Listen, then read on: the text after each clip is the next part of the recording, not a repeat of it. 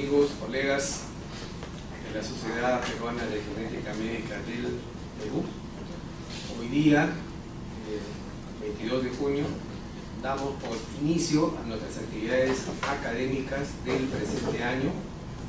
Actualmente ya estas actividades van a estar auspiciadas por la nueva Junta Directiva de la Sociedad Peruana de Genética del Perú, que preside la doctora Milagro Dueñas. Acá, los que no lo conocen, aquí tenemos presentes varios miembros. Está la doctora Milagro Dueñas como presidenta de la sociedad, la doctora Ana Prosser, que es también ahora ponente, está como secretaria de la sociedad, la doctora Betty Gallardo, que es nuestra tesorera de la sociedad, y quien les habla, el secretario de Acción Científica.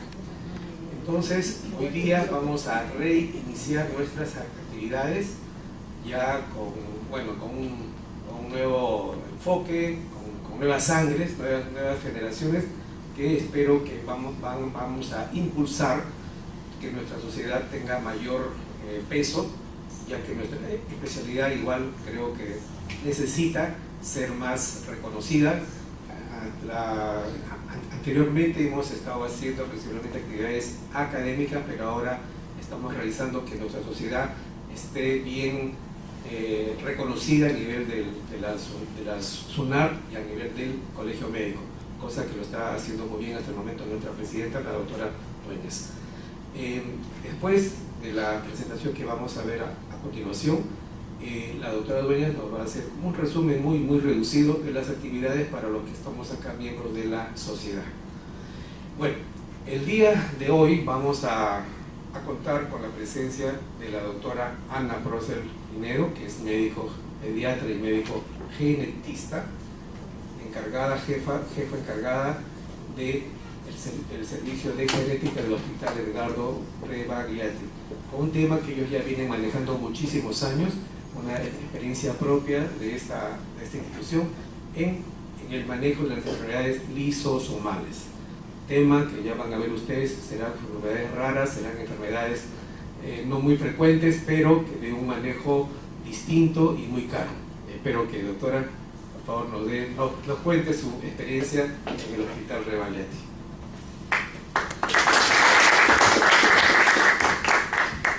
Buenas noches con todos, muchas gracias por su presencia esta noche con nosotros, que es importante porque reiniciamos las actividades en genética de una manera ya más formal, no menos válida, ni más válida, sino más formal, y deseando que todos participen en algún momento de estas actividades, porque la experiencia de los más antiguos, no los más viejos, de los más antiguos, siempre va a nutrir a los más jóvenes que tienen que continuar la senda que estamos trazando. El día de hoy Mili me pidió que hablara un poco de nuestra experiencia porque lamentablemente, a pesar de algunos, E-Salud fue la primera institución, el primer hospital en Latinoamérica que en el año 1993 inició el tratamiento de una enfermedad lisosomal con terapia de reemplazo. Lo hizo en un paciente que en ese entonces tenía 13 años, era portador diagnosticado de enfermedad de Gaucher, de hecho el primer Gaucher diagnosticado en el Perú, en el Hospital Rebagliati, por el médico hematólogo Juan Navarro, quien tenía contacto con el doctor Roscoe Brady, que fue el que sintetizó la primera enzima de reemplazo para enfermedad de Gaucher, que es la imiglucerasa. Este paciente tuvo la suerte de haber sido oportuno su diagnóstico y pudo viajar a Boston, donde recibió la primera en la prueba clínica, participó de la prueba clínica de la enzima, que en ese entonces era sintetizada a partir de placenta, y 2 años después se cambió la tecnología por ADN recombinante y se sintetizó ya la forma que se usa hasta la actualidad, que es a partir de las células CHO, o sea, de ovario de hámster chino. Este paciente, que en ese entonces tenía 13 años, el día de hoy es médico, ya ha hecho su especialidad, tiene una niña que gracias a Dios es totalmente sana, y da mucho gusto verlo como cada 15 días religiosamente asistía al hospital a recibir su tratamiento y terminó el colegio, se formó como médico y ahora comparte pues su experiencia en muchas actividades científicas. Es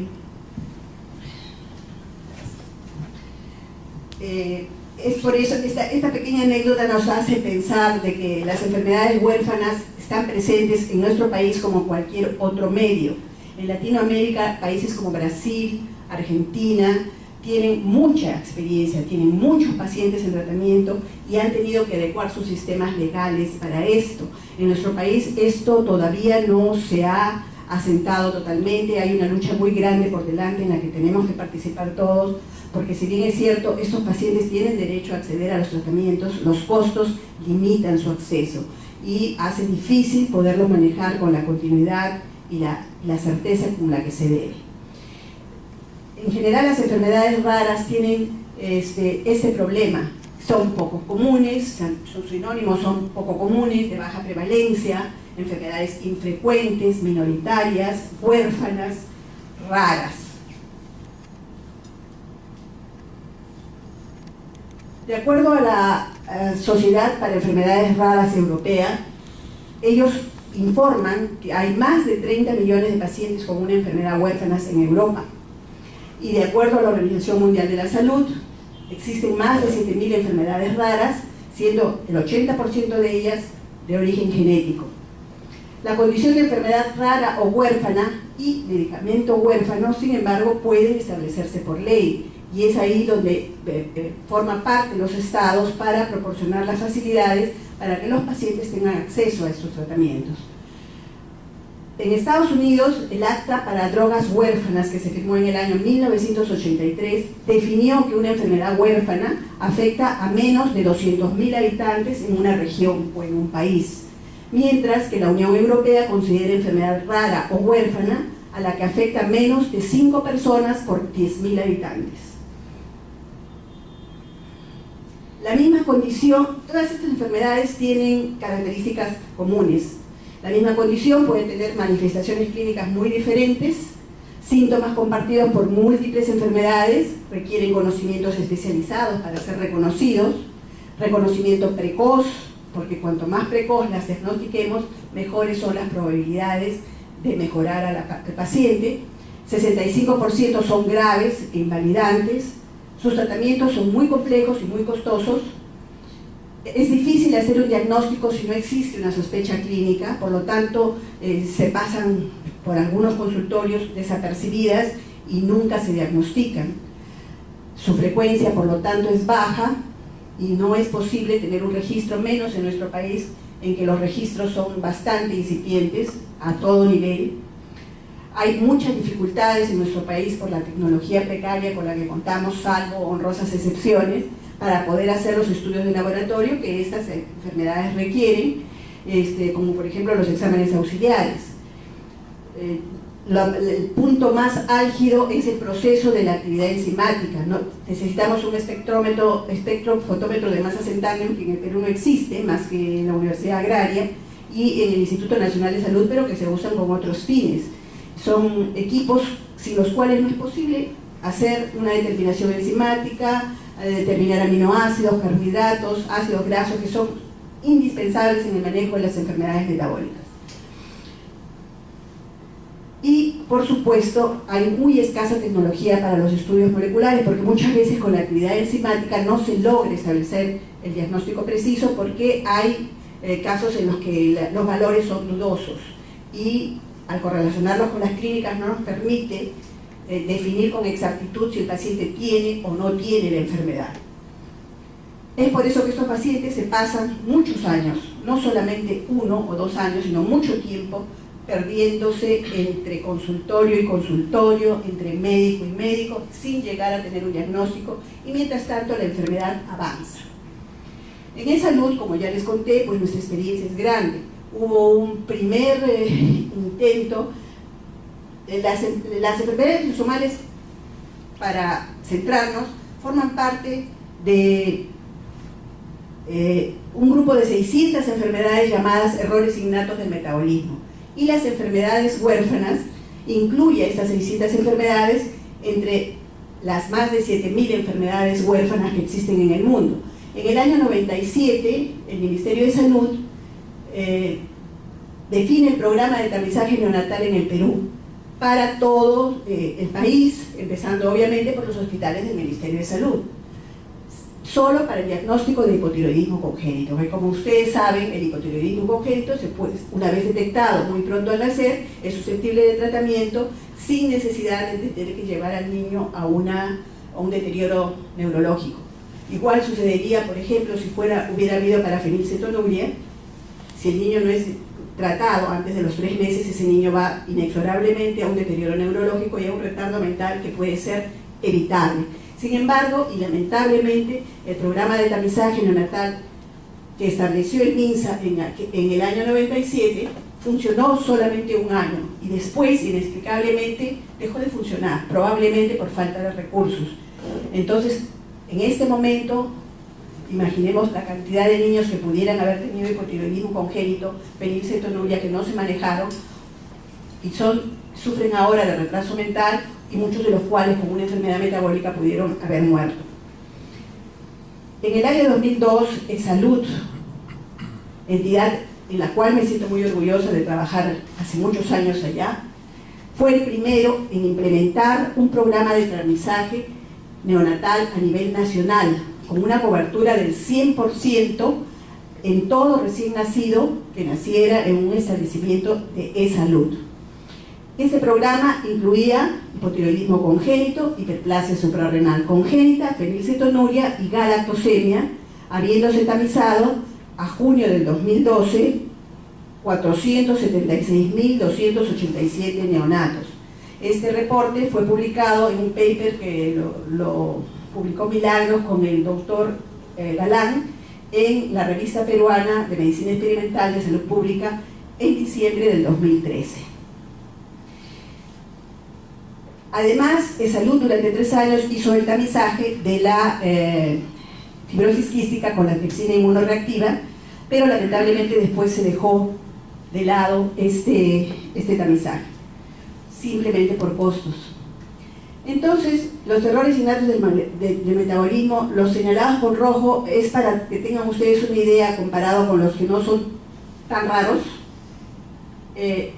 La PKU y las hiperfenilalaniniemias, junto con la fibrosis quística, junto con la hiperplasia suprarrenal congénita, tienen aproximadamente la misma prevalencia, 1 en 12.000, mientras que el hipotiroidismo es más frecuente y la fibrosis quística mucho más frecuente aún. Existen, dentro de las enfermedades lisosomales, que es lo que nos ocupa, existen alrededor de 52 enzimas lisosomales, y comprenderán que la deficiencia de cada una de estas enzimas van a producir una determinada alteración. La incidencia individual de una enfermedad lisosomal va de 1 en 40.000 a 1 en 4 millones, pero si agrupamos todas estas enfermedades, tenemos una incidencia de 1 en 7.000 a 1 en 10.000 enfermedades, 10.000 pacientes con lisosomales.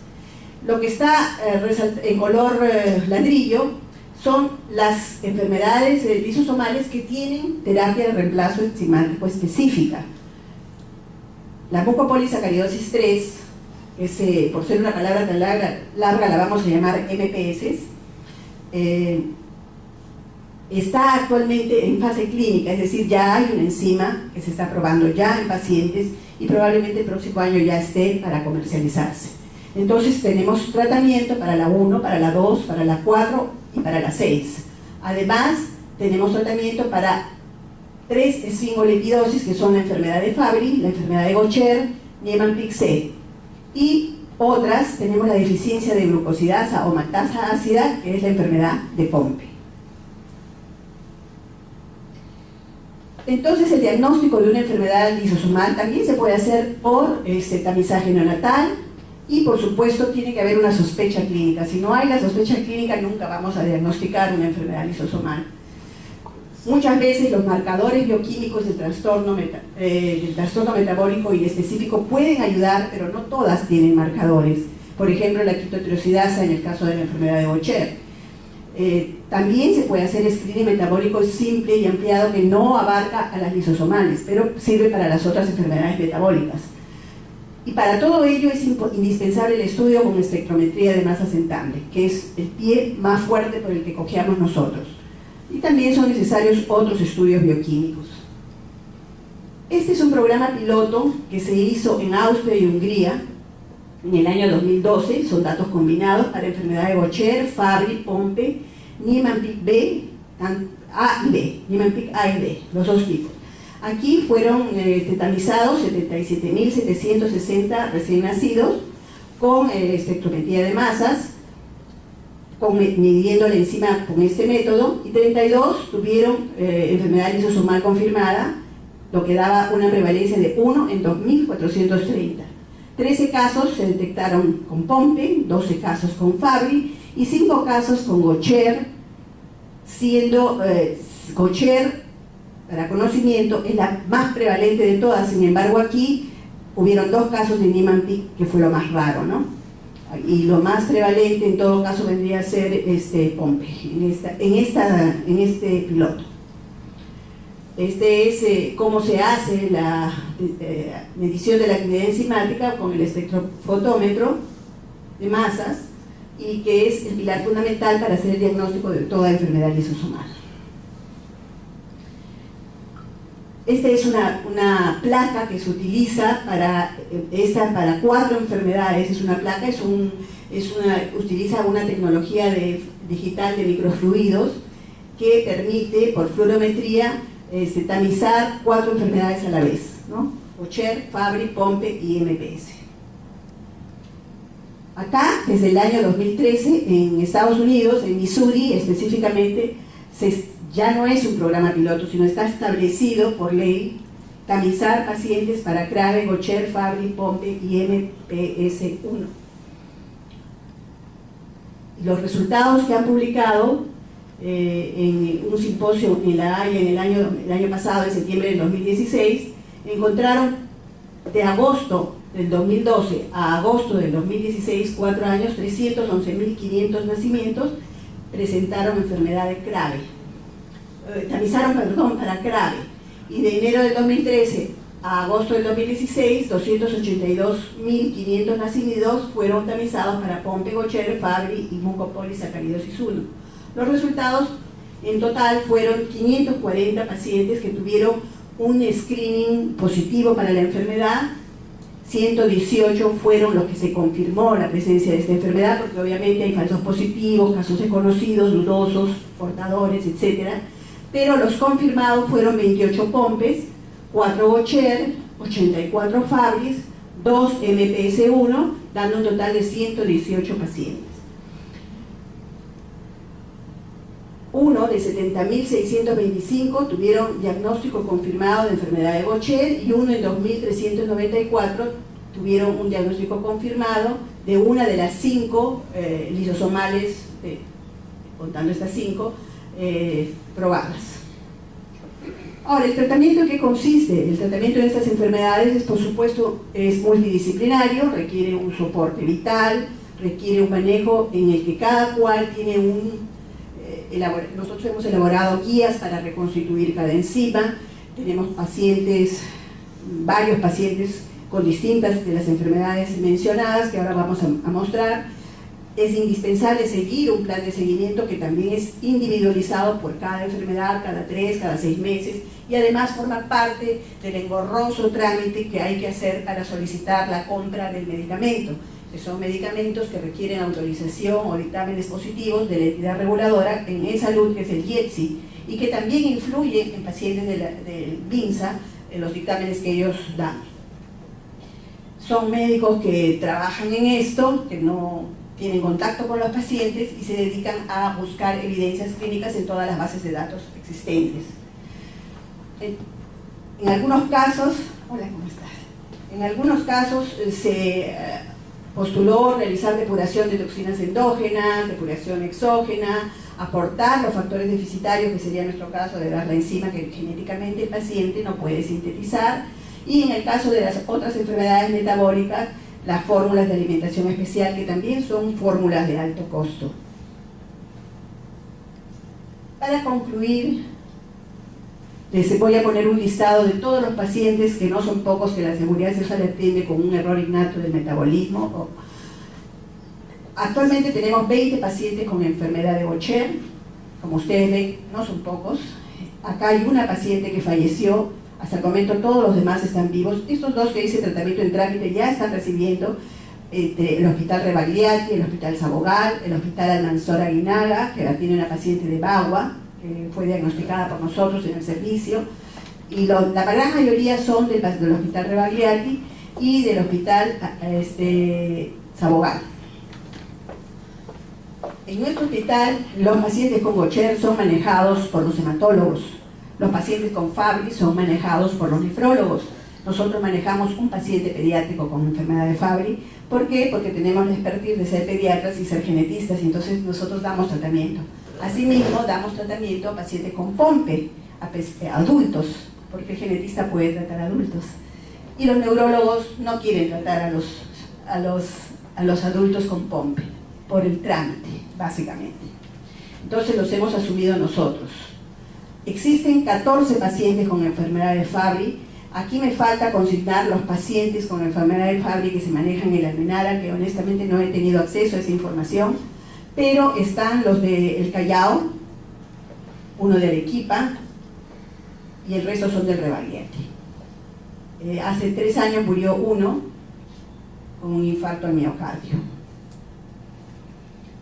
Después hay 9 pacientes con enfermedad de Pompe. Este es un mini registro que lo tenemos en el servicio, que lo hacemos oficiosamente, no es un registro oficial, y que poco a poco lo hemos ido incrementando, ¿no? Tenemos un Pompe juvenil que falleció, fue diagnosticada como a los 9 años y falleció como a los 11 años, a pesar de que se le dio la enzima. Es una paciente que se mantuvo en máquina mucho tiempo y falleció. Fue manejado en el Hospital Cayetano Heredia, luego pasó al Seguro Social y no hizo una complicación derivada de la ventilación y murió. Tenemos los 2 casos de Pompe infantil, que lamentablemente para ellos no está indicado la enzima, pero sin embargo se les dio la enzima, porque el Pompe infantil es de una forma muy severa, tiene unas grandes cardiomegalias con las que nacen, lo cual es imposible que ellos puedan vivir más allá de los 2 años. Por lo tanto, la enzima de reemplazo es muy poco lo que puede hacer por estos niños. MPS 4 o enfermedad de Morquio, hay 3 pacientes, una falleció a los 15 años y el resto están vivos, 2, que son los que acuden a nuestro servicio.